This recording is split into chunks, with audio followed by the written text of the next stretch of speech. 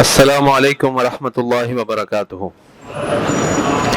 نحمد و نصلی علی رسولہ الکریم، اما بعد، اعوذ باللہ من الشیطان الرجیم۔ قل هل ننبئکم بالاخسرین اعمالا الذین ضل سعیہم فی الحیاۃ الدنیا وهم یحسبون انہم یحسنون صنعا رب اشرح لی صدری ویسر لی امری واحلل عقدۃ من لسانی یفقہوا قولی سبحانک لا علم لنا الا ما علمتنا انک انت العلیم الحکیم۔ اللہم ارنا الحق حقا وارزقنا اتباعہ وارنا الباطل باطلا وارزقنا اجتنابہ، آمین یا رب العالمین۔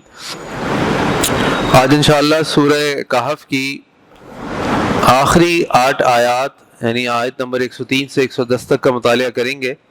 آیت نمبر 103 اللہ تعالیٰ فرما رہے ہیں قل هل ننبئکم بالاخسرین اعمالا۔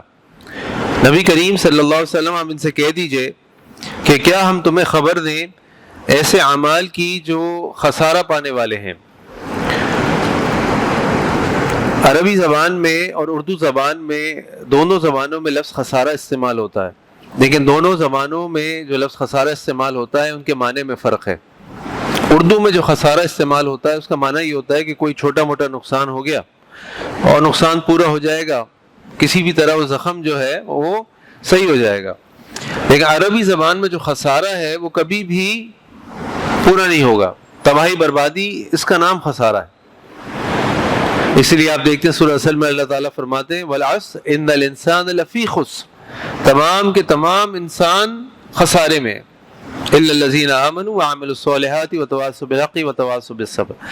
تو اللہ تعالیٰ اللہ کے نبی سے کہہ رہے ہیں کہ آپ ان کو بتا دیجئے کہ میں تمہیں خبر دیتا ہوں ان اعمال کی جو خسارہ پانے والے ہیں۔ وہ کون سے اعمال ہیں؟ الذین ضل سعیہم فی الحیاۃ الدنیا، وہ لوگ کہ ان کی زندگی کی جتنی کوششیں تھیں، ضل سعیہم، ضائع ہو گئی ان کی کوششیں جو دنیا کی زندگی کی تھیں۔ وہم یحسبون انہم یحسنون صنعا، اور وہ سمجھتے رہے کہ وہ جو کچھ اعمال کر رہے ہیں وہ بہت اچھے ہیں۔ تو یہاں پہ علماء نے اس کے 2 معنی کیے۔ ایک معنی یہ کہ وہ شخص جو اپنی ساری زندگی دنیا ہی کمانے میں لگا رہا، اب وہ سمجھتا رہا کہ اصل کمائی، اصل کامیابی ہی یہی ہے کہ بس دنیا میری اچھی ہو جائے، دنیا میں میرا نام ہو جائے، دنیا میں میرا پاس مال آ جائے، دنیا میں میرا مکان بن جائے، بس ساری زندگی وہ اس سے پیچھے لگا رہا، اور کیا فائدہ ہوا، کیا رزلٹ نکلا؟ سب ضائع ہو گیا۔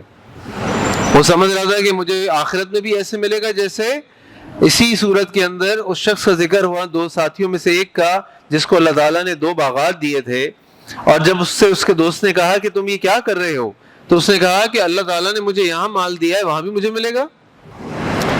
تو ایک معنی تو یہ کہ وہ اپنی دنیا کی زندگی میں لگا رہا، سمجھتا رہا کہ یہی اصل زندگی ہے، یہی اصل محنت کا مقام ہے۔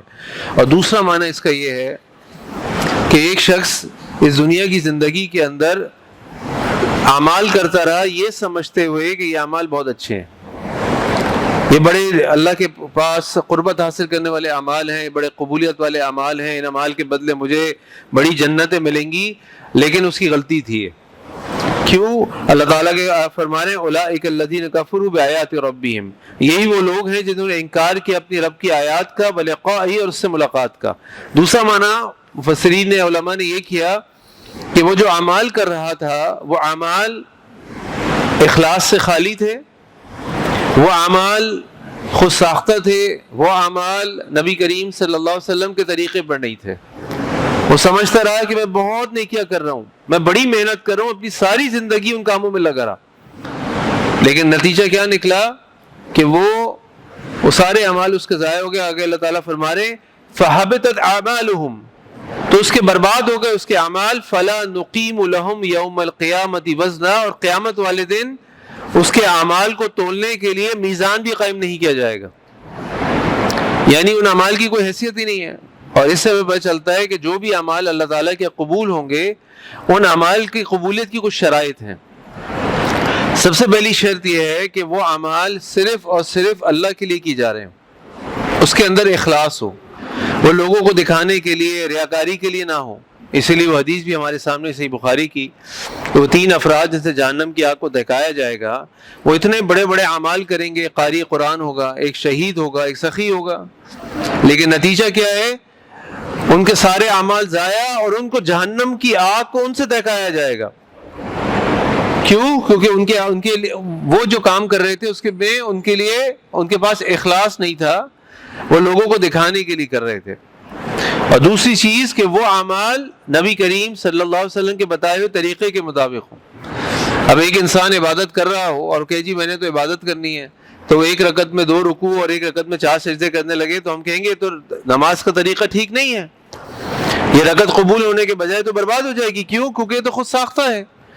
اللہ کے نبی صلی اللہ علیہ وسلم ہمارے لیے اسوہ ہیں. اللہ کے نبی صلی اللہ علیہ وسلم کو اللہ تعالیٰ نے ہمارے لیے معلم بنا کر بھیجا، سکھانے والا بنا کر بھیجا. انہوں نے ہمیں بتایا کہ نماز کیسے پڑھنی ہے، نماز کسی بھی نماز میں کتنی رکعت ہوتی ہیں، ہر رکعت کے اندر کتنے رکوع اور سجود ہوتے ہیں. لیکن اگر انسان اپنی طرف سے اس کو بنا لے تو ہم کیا کہیں گے؟ غلط ہو گیا. اور یہی چیز باقی تمام اعمال میں بھی ہوگی. کوئی بھی ایسا کام جو انسان عبادت سمجھ کے کر رہا ہو، دین سمجھ کے کر رہا ہو، اور اس کے پاس اس عبادت یا دین سمجھ کے کرنے والے اعمال کے لیے کوئی دلیل یا ثبوت نہ ہو، تو وہ اعمال قبول نہیں ہوں گے، وہ اعمال ضائع ہو جائیں گے. سورۃ الغاشیہ میں اللہ تعالیٰ فرماتے ہیں عاملۃ ناصبہ، وہ عمل کرتے کرتے تھک گئے، تصلی نارا حامیہ، ان کو جہنم کی آگ میں ڈال دیا گیا، وہ جہنم کی آگ کا نوالا بن گئے. کیوں؟ اتنے عمل کیے لیکن سارے اعمال اخلاص سے خالی اور نبی کریم صلی اللہ علیہ وسلم کی سنت کے خلاف یا سنت کے بغیر. تو لہٰذا ہمارے لیے کسی بھی اعمال کی قبولیت کے لیے جو شرائط ہے، نمبر 1 کہ وہ اللہ کے لیے ہو، اخلاص سے بھرپور ہو، اور نمبر 2 کہ وہ اعمال نبی کریم صلی اللہ علیہ وسلم کی سنت کے مطابق ہو. اور اگر ایسے اعمال ہوں تو اللہ تعالیٰ فرمانے فَلَا نُقِيمُ لَهُمْ يَوْمَ الْقِيَامَةِ وَزْنًا، ان کے اعمال کو تولنا تو دور کی بات، ان کے اعمال کے لیے وزن ہی قائم نہیں کیا جائے گا. تو جب وزن ہی قائم نہیں کیا جائے گا تو پھر وہ اعمال قبول ہی نہیں ہوں گے. یہ بالکل ایسی مثال ہے کہ ایک شخص اسلام نہ لائے اور یتیموں کی کفالت کرے، غریبوں کو کھانا کھلائے اور اس طرح کے اور نیکی کام کرتے رہے، یہ سارے اعمال قبول نہیں ہوں گے. سب سے پہلی شرط اسلام قبول کرنا ہے، سب سے پہلی شرط اللہ اس کے رسول کو ماننا ہے. جب اس کو مان لیں گے اب سوال پیدا ہوگا کہ اب یہ اعمال تولے جائیں گے کہ نہیں تولے جائیں گے، اب یہ اعمال قبول ہوں گے کہ نہیں ہوں گے. لیکن اگر اس دروازے سے داخل ہی نہ ہو تو پھر سارے اعمال ضائع ہیں. ذالک جزاؤہم جہنم، یہ ان کی سزا ہے جہنم، بما کفروا، وہ اس وجہ سے انہوں نے کفر کیا، واتخذوا آیاتی ورسلی ہزوا، اور انہوں نے ہماری آیات کو، ہمارے رسولوں کو مذاق بنایا. یعنی رسولوں کی سنت ان کے سامنے پیش کی جا رہی ہے، نبی کریم صلی اللہ علیہ وسلم کی احادیث پیش کی جا رہی ہیں، اس کا مذاق اڑایا جا رہا ہے، اس کو نہیں مانا جا رہا، اپنی طرف سے کیا جا رہا ہے.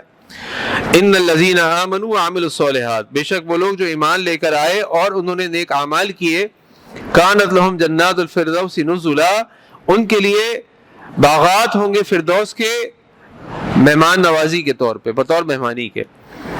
ان الذین آمنوا وعملوا الصالحات، پہلی بات تو یہ کہ قرآن کریم کا یہ مزاج ہے کہ جب قرآن کریم جنت کا ذکر کرتا ہے تو جہنم کا بھی ذکر کرتا ہے. جب قرآن کریم کافروں کا ذکر کرتا ہے تو ایمان والوں کا بھی ذکر کرتا ہے. جب قرآن کریم اللہ تعالیٰ کے انعامات کا ذکر کرتا ہے تو اللہ تعالیٰ کی سزا کا بھی ذکر کرتا ہے. تو یہاں اللہ تعالیٰ نے پیچھے ان لوگوں کا ذکر کیا جن کے اعمال قبول نہیں ہوں گے، جن کے اعمال ضائع کر دیے جائیں گے، جن کے لیے وزن قائم نہیں، میزان قائم نہیں کیا جائے گا. اب اللہ تعالیٰ نیک لوگوں کی بات کر رہے ہیں. ان الذین آمنوا وعملوا الصالحات، بے شک وہ لوگ جو ایمان لے کر آئے، جنہوں نے نیک اعمال کیے. اور یہاں اس بات کو سمجھ لیں کہ وہ ایمان کسی طور پر بھی معتبر نہیں ہے، وہ ایمان کسی طور پر بھی اس قابل نہیں ہے کہ اس کے پاس ایمان تو ہو لیکن اعمال نہ ہو. یہ کیسا ایمان ہے آگ کے اوپر کہ آگ جلا دیتی ہے لیکن آگ جل رہی ہے تو بندہ اس سے بچے نہیں؟ کون ایسا کرتا ہے؟ تو جب اللہ تعالیٰ کو مانتے ہیں تو وہ اللہ تعالیٰ کی بھی ماننی ہوگی. اور اس کی سب سے کلاسیکل مثال شیطان ہے. شیطان اللہ کو مانتا تھا؟ طاہر بھائی مانتا تھا؟ شیطان کو جنت کا پتہ تھا، شیطان کو جہنم کا پتہ تھا، شیطان کو قیامت کا پتہ تھا. لیکن شیطان کیوں بن گیا؟ وہ مردود و لعین کیوں بن گیا؟ کیونکہ اس نے اللہ کی نہیں مانی. اس کو سب پتہ تھا، اس کو ایمان تھا، اس نے کہا اللہ مجھے قیامت تک کے لیے آپ مہلت دے دیجئے. اس کو پتہ تھا قیامت قائم ہوگی، اس کو معلوم تھا جنت اور جہنم ہے، لیکن ان ساری چیزوں پر ایمان لانے کے باوجود وہ عمل کے لیے راضی نہیں ہوا. اس نے اللہ کی بات پہ عمل نہیں کیا، نتیجہ کیا نکلا؟ تباہ برباد ہو گیا، مردود ہو گیا۔ تو ایمان اور عمل صالح قرآن کریم میں تقریباً 70 مرتبہ ایک ساتھ آئے ہیں، ایمان اور عمل صالح۔ آگے اللہ تعالیٰ فرما رہے کانت لہم جنات الفردوس نزلا، ان کے لیے جنت الفردوس ہوگی مہمان نوازی کے طور پہ۔ جنت الفردوس، جنت کے درجات ہیں۔ اللہ کے نبی صلی اللہ علیہ وسلم کی حدیث ہے، آپ نے فرمایا جنت کے 100 درجات ہیں۔ ایک درجے سے دوسرے درجے کا فاصلہ ایسے ہے جیسے تم نیچے سے کھڑے ہو کے اوپر آسمان کی طرف دیکھتے ہو۔ آگے اللہ کے نبی نے فرمایا صلی اللہ علیہ وسلم، جب بھی وَإِذَا سَأَلْتُمُ اللَّهَ، جب بھی تم اللہ سے سوال کیا کرو، اللہ تعالیٰ سے ہمیشہ فردوس کا سوال کیا کرو۔ کیوں؟ فَإِنَّهُ أَوْسَطُ الْجَنَّةِ وَأَعْلَى الْجَنَّةِ، کیونکہ وہ جنت کا بہترین اور بلند ترین مقام ہے، جنت الفردوس، الفردوس۔ اس میں کیا ہے؟ وَفَوْقَهُ عَرْشُ الرَّحْمَٰنِ، اور اس کے اوپر اللہ کا عرش ہے، اور اس عرش سے وَمِنْهُ يَتَفَجَّرُ أَنْهَارُ الْجَنَّةِ، اور اللہ کے عرش سے جنت کی نہریں بہہ رہی ہوتی ہیں۔ یعنی انبیاء بھی جنت الفردوس میں ہوں گے، اللہ کے نبی صلی اللہ علیہ وسلم بھی اعلیٰ ترین جنت میں ہوں گے۔ تو ہم جب اللہ سے جب بھی مانگے جنت، اللہم انا نسألک جنت الفردوس، اللہ تعالیٰ سے جنت الفردوس مانگے۔ اور اللہ تعالیٰ قرآن حدیث میں اللہ کے نبی فرمائے صلی اللہ علیہ وسلم کہ اللہ تعالیٰ فرماتے ہیں اعددت لعبادی الصالحین، میں نے اپنے نیک بندوں کے لیے جنت بنائی ہے۔ کیسی جنت بنائی ہے؟ ما لا عین رأت، کسی آنکھ نے اس کو نہیں دیکھا، ولا اذن سمعت، کسی کان نے اس کے بارے میں ذکر ہی نہیں سنا، ولا خطر علی قلب بشر، اور کبھی کسی بشر کے دل کے اوپر اس کا خیال بھی نہیں گزرا۔ اللہ تعالیٰ فرما رہے ہیں یہ ان کے لیے مہمان نوازی کی جگہ ہے۔ آگے جو بات ہے نا وہ بڑی اہم ہے، خالدین فیہا، اللہ تعالیٰ فرما رہے ہیں وہ اس میں ہمیشہ رہیں گے۔ پہلے تو ہمیں یقین نہیں آتا کہ ہمیشگی کیسے ہوگی، ہمارا ہر روز گزر رہا ہوتا ہے، کچھ نہ کچھ ہمارے اندر تبدیلی آ رہی ہوتی ہے، بال سفید ہو رہے ہوتے ہیں، تھکن بڑھ رہی ہوتی ہے، صحت اچھی بری ہو رہی ہوتی ہے، قد لمبا چھوٹا ہو رہا ہوتا ہے، بال لمبے ہو رہے ہوتے ہیں، وہاں پہ ہم ہمیشہ رہیں گے۔ پہلے تو یہ سوچنا جو ہے نا یہ بھی ایک جدوجہد ہے، اور جس کو یقین آ گیا وہ بہت بڑی کامیابی ہے، اس کو بھی جنت کا یقین آنا شروع ہو جائے گا۔ اور جو اصل بات ہے وہ یہ کہ اللہ تعالیٰ آگے فرما رہے ہیں خالدین فیہا لا یبغون عنہا حولا، اور وہ اس جگہ کو بدلنا نہیں چاہیں گے۔ دیکھیں انسان کی طبیعت کیا ہے، میں نے ایک بڑا اچھا سا موبائل خریدا، اللہ کا شکر الحمدللہ، میں ایک دو دن کے بعد 4 دن کے بعد کسی جگہ گیا، میں نے دیکھا کہ اس کے بعد اس سے بھی نئے ماڈل کا فون ہے، ارے یار یہ کوئی فون ہے، فون تو یہ ہوتا ہے۔ میں نے کوئی گاڑی لی، 1 ہفتے 10 دن کے بعد میں نے کسی اور گاڑی، میں نے کہا یار یہ گاڑی کیا، اصل گاڑی تو وہ ہے۔ میں نے کوئی گھڑی لی، گھڑی دیکھ کے میں نے سوچا بڑی اچھی گھڑی ہے، بڑے پیسے ویسے جمع کر کے شوق سے خریدی، کچھ دن کے بعد ایک اور گھڑی اچھی نظر آ گئی، فوراً اس چیز سے، اس موبائل سے دل اکتا گیا، اس گھڑی سے دل اکتا گیا۔ اللہ تعالیٰ فرما رہے ہیں اس جنت میں جب وہ رہیں گے نا ہمیشہ، کبھی ان کا دل نہیں اکتائے گا، وہ کبھی بور نہیں ہوں گے۔ ورنہ ہم عام طور پہ گھر ہمارا بڑے اچھے سے اچھا ہو جائے، گاڑی اچھے سے اچھی ہو جائے، کپڑے اچھے سے اچھے ہو جائیں، تھوڑے دن کے بعد بور ہونے لگتے ہیں، تھوڑے دن کے بعد اکتاہٹ آ جاتی ہے۔ اللہ تعالیٰ فرما رہے ہیں اس جنت میں وہ کبھی بور نہیں ہوں گے، اس جنت میں ان کو کبھی اکتاہٹ نہیں ہوگی، وہ نہیں چاہیں گے جنت سے میں اس جنت سے ادھر چلا جاؤں، کیوں جنت ہے ہی ایسی چیز۔ اللہ تعالیٰ ہم سب کو جنت الفردوس میں اعلیٰ مقام عطا فرما دے، آمین۔ پھر آگے اللہ تعالیٰ فرما رہے دیکھیں سورت کو جو آغاز ہے نا وہ اللہ تعالیٰ کی توحید سے تھا، الحمدللہ۔ اس سورت کا جو اختتام ہے نا وہ بھی اللہ کی توحید پر ہے۔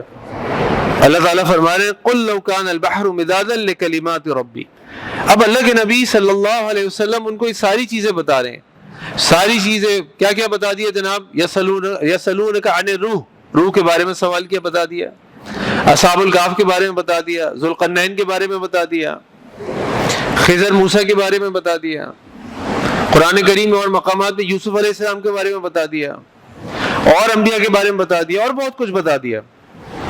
اب ایسا نہ ہو کہ یہ لوگ، یعنی اللہ کے نبی صلی اللہ علیہ وسلم تعالیٰ فرما رہے ہیں قُلْ لَوْ كَانَ الْبَحْرُ مِدَادًا لِكَلِمَاتِ رَبِّي، آپ کہہ دیجئے اگر ہو جائے سمندر کا پانی روشنائی، یعنی انک بن جائے سمندر کا پانی، لکلمات ربی، اور میرے رب کی باتوں کو لکھنے کے لیے، لنفذ البحر قبل ان تنفذ کلمات ربی، اس سے پہلے سمندر اس سے پہلے ختم ہو لیکن میرے رب کی باتیں ختم نہیں ہوں گی۔ اللہ کی تعریف، اللہ کی کبریائی، اللہ کی تخلیقات، اللہ کی تسبیحات، اس کی حکمتیں، اللہ تعالیٰ فرما رہے ہیں آپ ان سے کہہ دیجئے کہ سمندروں کی اگر پانی روشنائی بن جائے، انک بن جائے، وہ ختم ہو جائے گا، اللہ تعالیٰ کے کلمات ختم نہیں ہوں گے۔ اور یہی بات اللہ تعالیٰ نے سورہ لقمان میں بیان کی، وہاں اللہ تعالیٰ نے فرمایا وَلَوْ أَنَّمَا فِي الْأَرْضِ مِنْ شَجَرَةٍ أَقْلَامٌ، اگر اس دنیا کے سارے درخت قلم بن جائیں، وَالْبَحْرُ يَمُدُّهُ مِنْ بَعْدِهِ سَبْعَةُ أَبْحُرٍ، اور اس کے بعد یہ 7 سمندر کی جو پانی ہے یہ بھی اگر روشنائی بن جائے، ما نفدت کلمات اللہ، اللہ تعالیٰ کے کلمات ختم نہیں ہوں گے، اللہ تعالیٰ کی تعریفات ختم نہیں ہوں گی، اللہ کی اتنی تعریف ہے۔ تو اللہ تعالیٰ فرما رہے ہیں آپ ان سے کہہ دیجئے کہ اگر یہ سمندر کا پانی بھی اللہ تعالیٰ کی روشنائی بن جائے، یہ سمندر کا پانی بھی روشنائی بن جائے کہ وہ اللہ تعالیٰ کے جو تعریف کے کلمات ہیں ان کو لکھنے لگے، لنفد البحر، تو ختم ہو جائے گا سمندر قبل ان تنفذ کلمات ربی، اس سے پہلے کہ میرے رب کی تعریف کے کلمات ختم ہوں، وَلَوْ جِئْنَا بِمِثْلِهِ مَدَدًا، اور اگر تم اس کے برابر ایک اور سمندر بھی لے آؤ۔ قل، آپ صلی اللہ علیہ وسلم کہہ دیجئے، یہ جو میں نے آپ کے سامنے اس سے پہلے بات کہی تھی کہ اب مشرکین مکہ یہ کہیں کہ بھائی ہم نے ان سے جو سوال کیا ہے سوال لے آئے، جواب لے آئے، ہم نے ان سے تھوڑی بات پوچھی انہوں نے اور تفصیل سے بتا دی، ہم وہ بھی بتا دیا جو ہمیں نہیں پتا تھا۔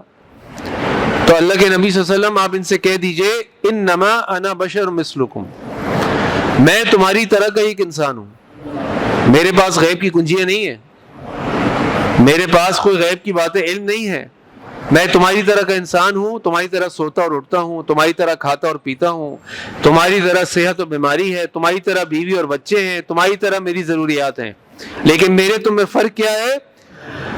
یوحا الیہ، اللہ تعالیٰ کی طرف سے مجھے وحی کی جاتی ہے، اس کے علاوہ میرے پاس کچھ نہیں ہے، میں بھی تمہاری طرح کا انسان ہوں۔ انما الہکم الہ واحد، بے شک تمہارا معبود ایک ہی معبود ہے، اس کے ساتھ کوئی شریک نہیں۔ فمن کان یرجو لقاء ربہ، اور پس وہ شخص جو امید رکھتا ہو کہ وہ اپنے رب سے ملاقات کرے، فلیعمل عملا صالحا، تو اس کو چاہیے کہ وہ نیک اعمال کرے۔ دوبارہ دیکھیے یہ بات، اللہ سے ملاقات کا یقین کس کو ہوگا؟ جو اللہ پر ایمان لے کر آئے گا، لیکن جو اللہ پر ایمان لے کر آئے اللہ تعالیٰ اس کو کیا ہدایت دلوا رہے ہیں؟ فَلْيَعْمَلْ عَمَلًا صَالِحًا، اس کو چاہیے کہ وہ نیک اعمال کرے، خالی دعووں سے کچھ نہیں ہوگا، خالی ایمان کی باتوں سے کچھ نہیں ہوگا، اس ایمان کے تقاضوں کے مطابق زندگی بھی گزارنی پڑے گی۔ وَلَا يُشْرِكْ بِعِبَادَةِ رَبِّهِ أَحَدًا، اور وہ شریک نہ ٹھہرائے اپنے رب کی عبادت میں کسی کو بھی۔ اس صورت کا اختتام بھی شرک کی نفی کے اوپر ہے، کسی صورت میں بھی اللہ تعالیٰ کو شرک قبول نہیں ہے۔